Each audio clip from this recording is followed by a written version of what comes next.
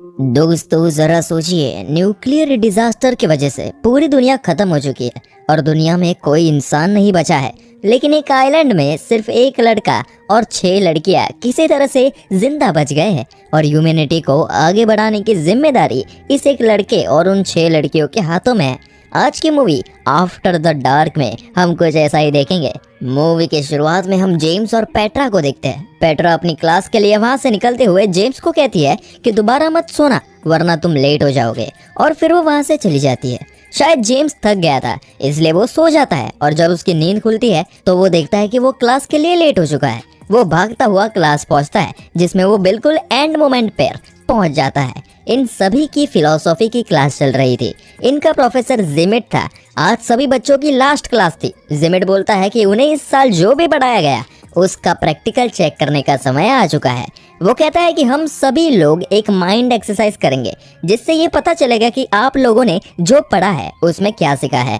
Students अलग अलग situation suggest करते हैं, जैसे समझ लो एक रेल की पटरी पर 5 लोग बंधे हुए हो और दूसरी पटरी पर एक आदमी बंधा हुआ हो, तो बेहतर है कि ट्रेन को एक आदमी की तरफ बढ़ा दिया जाए, क्योंकि 5 लोगों के मरने से बेहतर है कि एक ही मरे।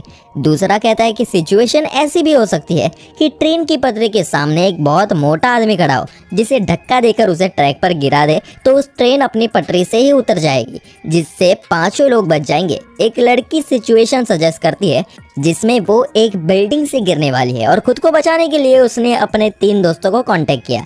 वो तीनों उसे बचाते नहीं, क्योंकि उसे बचाते हुए वो खुद भी बिल्डिंग से गिर जाएंगे, और जैसे ही वो लड़की बिल्डिंग से नीचे की तरफ गिरती है वो बच जाती है और उसे पता चल जाता है कि अपने इन तीनों दोस्तों पर वो कभी भरोसा नहीं कर सकती।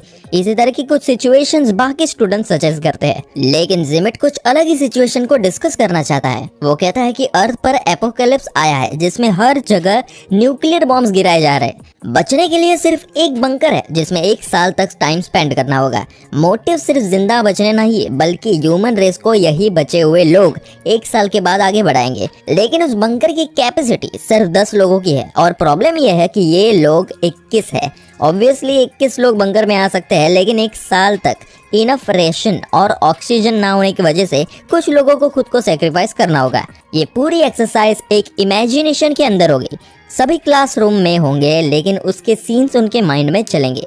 वो लोग इस एक्सरसाइज को डिस्कस करते हुए करेंगे, लेकिन हमें मूवी में ये सीन्स के रियल जैसे दिखाया गया है, लेकिन ये सिर्फ उनकी इमेजिनेशन रहती है। अब हम जानते हैं कि ये सिर्फ 21 लोग हैं, लेकिन बंकर में सिर्फ 10 लोग रह सकते हैं। बंकर में कौन रहेगा और किसे खुद को सेक्रीफाइस करना होगा वो उसका प्रोफेशन डिसाइड करेगा। जिमिट एक बॉक्स से सभी को रैंडम चिट्स निकालने को कहता है जिसमें एक प्रोफेशन लिखा है। जिस इंसान के प्रोफेशन का फायदा उन्हें फ्यूचर में मिलेगा उसे बंकर में रहना अलाउड है और बाकी लोग बाहर रहेंगे। जैसे कि जेम्स एक फार्मर है जो एपोकलिप्स खत्म होने के बाद अपनी फार्मिंग स्किल से खेती करके फूड सप्लाई बढ़ाएगा। पेट्रा एक स्ट्रक्चरल इंजीनियर है तो वो भी फ्यूचर में काफी कम आएगी, इसलिए उसको जिंदा रहना जरूरी है। एक लड़का इलेक्ट्रिशियन है तो बंकर के अंदर इलेक्ट्रिक डिफॉल्ट्स में वो हेल्प कर सकता है। लेकिन जो फैशन डिजाइनर है या जो रियल एस्टेट एजेंट है या जो एक ऐसे प्रोफेशन से बिलोंग करता है जो इतना यूजफुल नहीं है, उसे बंकर में जाने की लेस प्रायोरिटी दी जाएगी। एक लड़के का प्रोफेशन तो पोइट है तो जिमिट उसे तुरंत शूट करके मार देता है। जिमिट कहता है कि ये हमारे साथ बंकर में जाएगा नहीं, इसलिए ये बाहर न्यूक्लियर रेडिएशन से तड़प तड़प कर वैसे भी मर ही जाएगा, इसलिए बेटर है कि उसे अभी मुक्त कर दिया जाए। फ्रेंड्स, आपको फिर से बता दूं कि ये सब रियल में नहीं हो रहा है, बल्कि ये सिर्फ एक क्लासरूम डिस्कशन है जिसके सीन्स हमें दिखाए जा रहे हैं। अब सभी लोग वोट करते हैं कि कौन उनके प्रोफेशन के बेस पर जाने के लिए एलिजिबल है और कौन नहीं। जॉर्जिना एक डॉक्टर है जिसके लिए सब वोट करते हैं।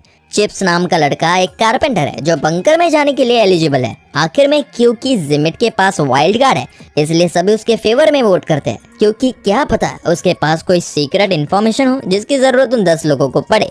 अब हमारे पास वो सभी लोग हैं जो अगले 1 साल तक बंकर में रहेंगे, और वो लोग हैं जो बंकर के बाहर रहकर न्यूक्लियर बॉम्ब से खत्म होंगे। जेम्स कहता है कि हम लोगों को बंकर में जाने से पहले कुछ देर के लिए अकेला रहना चाहिए, वो पेट्रा के साथ टाइम स्पेंड कर ही रहा था कि उसने एक गोली चलने की आवाज आती है और वो देखता है कि जिमिट ने उन सभी लोगों को गोली से मार दिया था जो लोगों को बाहर रहना था। बाकी सभी लोग प्लान बनाते हैं और बंकर के अंदर पहुंच जाते हैं और जिमिट के वहां पहुंचने से पहले दरवाजा बंद कर देते हैं क्योंकि जिमिट उनके लिए अब खतरा लग रहा था। अब ये सभी लोग बंकर के अंदर अपना काफी टाइम स्पेंड करते हैं। एक दिन पेट्रा बाहर जाकर देखती है कि जिमिट न्यूक्लियर रेडिएशन की वजह से जल चुका था। वो बताता है कि बंकर के एग्जिट कोड सिर्फ उसे पता है और फिर वो वहीं पे अपना दम तोड़ देता है। जब बाकी सभी को ये बात पता चलती है तो उनमें से एक डोर को खोलने वाली थी, लेकिन बाकी उसको रोकते हुए कहते हैं कि दरवाजा खोलते ही रेडिएशन की वजह से सभी मारे जाएंगे।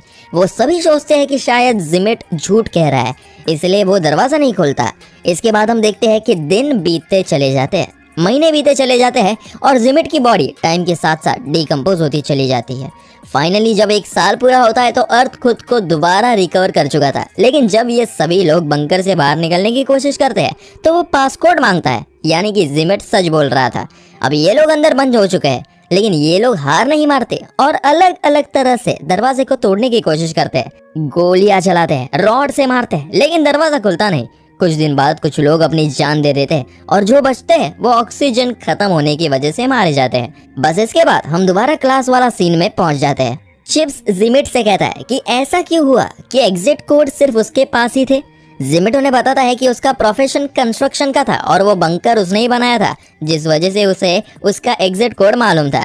वो कहता है कि अब एक और बार हम ये करेंगे, सब कुछ तो सेम ही रहेगा, कोई बदलाव नहीं होगा, लेकिन जो कार्ड सबके पास है उसे ओपन करने पर एक और स्पेसिफिकेशन लिखी हुई है जो नेक्स्ट राउंड के लिए इस बात का डिसाइड करेगी कि कौन बंकर में जाएगा और कौन बंकर के बाहर रहेगा। जैसे जेम्स के कार्ड में वो फार्मर तो है ही, लेकिन एक गे भी है, लेकिन फार्मर होने की वजह वो बंकर के अंदर जाने के लिए एलिजिबल है। लेकिन जॉर्जिना के कार्ड में लिखा है कि कुछ समय बाद वो एक वायरस से सफर होगी, जिस वजह से वो ज्यादा दिन सरवाइव नहीं करेगी, इसलिए उसके फेवर में कोई वोट नहीं करता। एक पोइट और एक ओपेरा सिंगर और कुछ आर्टिस्ट टाइप लोगों को भी कोई वोट नहीं करता। इसी तरह कुछ लोग जो पिछली बार बंकर के अंदर थे वो अब बाहर रहेंगे। अब हम दोबारा से सिचुएशन के अंदर थे जहां जिमिट दोबारा चालाकी से बंकर से गन लेकर अपने पास रख लेता है और दोबारा पोइट को शूट कर देता है। वो लोग 2 ग्रुप में डिवाइड हो जाते हैं, एक तरफ वो लोग जो बंकर के अंदर जाएंगे और दूसरी तरफ वो लोग जो बंकर के बाहर ही रहेंगे। जॉर्जिना जिमिट से कार की चाबी मांगती है और बाकी लोगों के साथ वहां से भागने की कोशिश करती है, लेकिन वो सब लोग न्यूक्लियर धमाके से मारे जाते हैं। जिमिट और बाकी सब बंकर के अंदर आ चुके थे। पेट्रा रात को देखती है कि जेम्स अपने बेड में नहीं है। जब वो उसे ढूंढते हुए जाती है तो वो देखती है कि जेम्स जैक नाम के लड़के के साथ इंटीमेट हो रहा था क्योंकि वो गे था। पेट्रा ये बात सभी लोगों को बताती है। जिमिट कहता है कि उन सभी लोगों को अब अपने पार्टनर्स चूज करने चाहिए जिससे वो लोग बच्चे पैदा कर सके। ह्यूमन स्पीसीज इससे ही आगे बढ़ेगी। सभी लोग इस पर एग्री होते हैं। सभी लड़के अपने पार्टनर्स चूज करते हैं, लेकिन पेट्रा अकेले रह जाती है तो उसे जिमिट को पार्टनर बनाने के लिए कहा जाता है। पेट्रा भी मान जाती है और जिमिट के साथ जाती है। जेम्स शॉक हो जाता है और उसे रोकने की कोशिश करता है, मगर खुद वो भी किसी और के साथ इंटीमेट हुआ था। ऐसे ही कई दिन बीत जाते हैं जब सभी अपने पार्टनर्स के साथ इंटीमेट होते हैं, लेकिन अब तक कोई प्रेग्नेंट नहीं हुआ। इसलिए जिमिट एक ऐसा पॉइंट रखता है जिससे सब हैरान और परेशान हो जाते हैं। वो कहता है कि अब हर लड़की हर लड़के के साथ इंटीमेट होगी ताकि कोई ना कोई प्रेग्नेंट हो जाए। वो कहता है कि ह्यूमन स्पीसीज को बचाना ये हमारी प्रायोरिटी है। इस बात से सब परेशान थे क्योंकि उन्हें अपने पार्टनर से लगाव था और वो नहीं चाहते कि उनका पार्टनर किसी और के साथ इंटीमेट हो।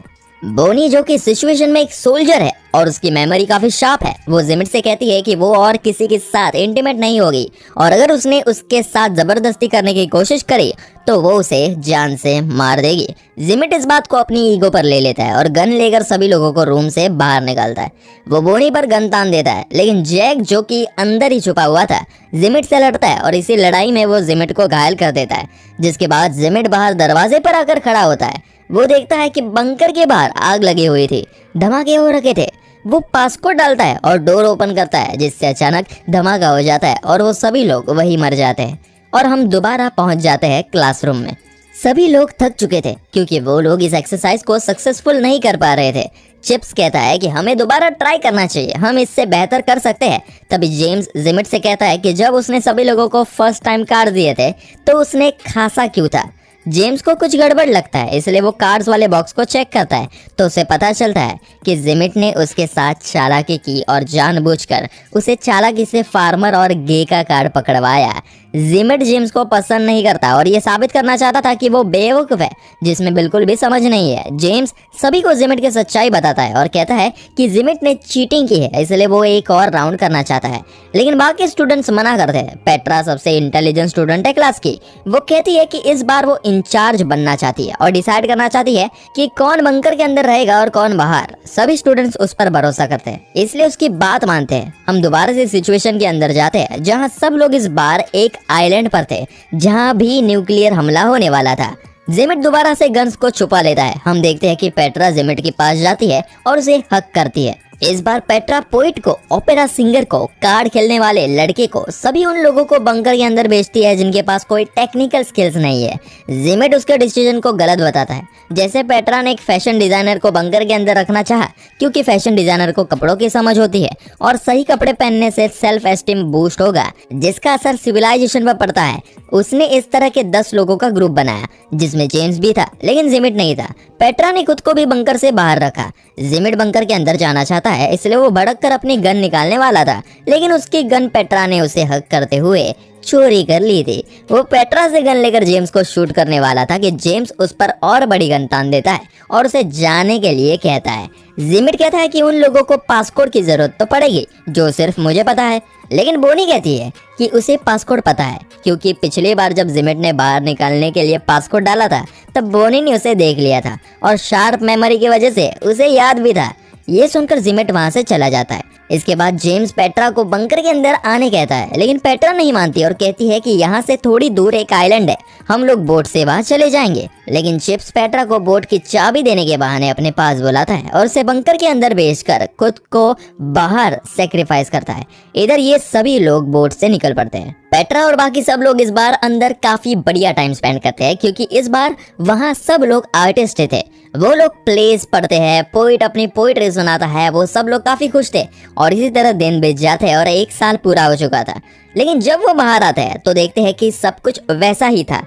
बॉम्ब उनके आइलैंड पर गिरा ही नहीं। जिमिट कहता है कि वो सभी लोग इसके बाद भी जल्दी मारे जाएंगे क्योंकि उन लोगों के पास कोई ऐसे टेक्निकल स्किल्स है ही नहीं जिससे वो वहां से निकलने के लिए कुछ बना पाए और ना ही वो इस आइलैंड पर ज्यादा दिन सर्वाइव कर पाएंगे। लेकिन पेट्रा इससे अलग सोचती है। वो कहते हैं कि मैंने लॉजिक से नहीं बल्कि अपने दिल से फैसला लिया था, ये सोचकर कि हम जितना समय जिंदा रहे उतना टाइम खुशी से तो रहे, हम लोग मौत को भी खुशी खुशी एक्सेप्ट कर लेंगे। सिचुएशन के अंदर हम देखते हैं कि उनके पास एक बॉम्ब गिरता है। जेम्स मौत को एक्सेप्ट करके उसका बटन दबाने ही वाला था कि गन लेकर जिमिट वहां पहुंचता है जिसके बाल काफी बढ़ चुके थे और जो अभी तक जिंदा था उसकी सिर्फ एक गोली बची थी जिससे वो जेम्स को मारने वाला था कि सभी लोग जेम्स को बचाने के लिए उसके आगे आ जाते हैं और बॉम्ब का बटन दबा देते हैं जिससे वहां धमाका हो जाता है। इधर चिप्स अपने साइड की सिचुएशन बताता हुआ कहता है कि वो लोग बोट से दूसरे आइलैंड में पहुंच चुके थे जिसके बाद बचे हुए लड़कों के किसी न किसी तरह मौत हो गई और वो अकेला 6 लड़कियों के साथ बचा था। उसके पास उन सबके साथ एक एक दिन इंटीमेट होने की अपॉर्चुनिटी थी और वो एक एक करके रोज लड़कियों के साथ इंटीमेट होता था और 7वें दिन आराम करता था। बस इसी तरह से उसने उस आइलैंड में अपना टाइम निकाला। ये सुनकर सब हंसने लगते हैं। क्लास अब खत्म हो चुकी थी और जिमिट की बोलती भी बंद हो चुकी थी। सभी अपनी नोटबुक सबमिट करके बाहर निकलते हैं। वेट कीजिए, ट्विस्ट अभी भी बाकी है। हम देखते हैं कि पेट्रा सबके जाने के बाद जिमिट के पास आती है और हमें यहाँ पता चलता है कि पेट्रा का अफेयर जिमिट के साथ चल रहा था। इसलिए जिमिट को जेम्स से जलन होती है क्योंकि पेट्रा जेम्स से प्यार करती है। पेट्रा उसे लास्ट टाइम किस करती है और वहां से चली जाती है। हम देखते हैं कि जिमिट अपने रूम में आता है जहां एक गन रखी हुई थी। हमें एक गोली चलने की आवाज सुनाई देती है। असल में ये भी जिमिट की एक इमेजिन की हुई एक सिचुएशन थी और इसी तरह की कुछ सिचुएशंस वो देखता है जिसके बाद ये माइंड बेंडिंग मूवी यही खत्म होती है। कमेंट करके बताइए आपको ये मूवी कैसी लगी और इस तरह की बेहतरीन एक्सप्लेनेशन देखने के लिए हमारे चैनल को सब्सक्राइब जरूर करें।